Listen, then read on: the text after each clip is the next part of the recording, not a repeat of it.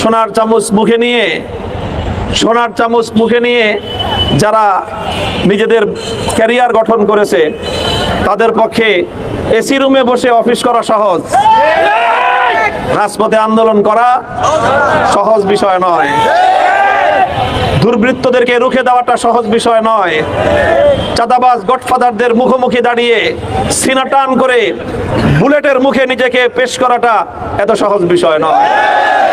আলহামদুলিল্লাহ, আমরা সেই পরীক্ষায় উত্তীর্ণ হয়ে এসেছি, পরীক্ষা দিয়ে এসেছি। আমরা কারাগারের অন্ধকার প্রকোষ্ঠ থেকে রাজনীতিতে গ্রাজুয়েশন করে এসেছি। যাদের জীবনে জেল জুলুমের ইতিহাস নাই, তারা রাজনীতির পাঠশালায় এখনো প্রাইমারি স্কুলের ছাত্র।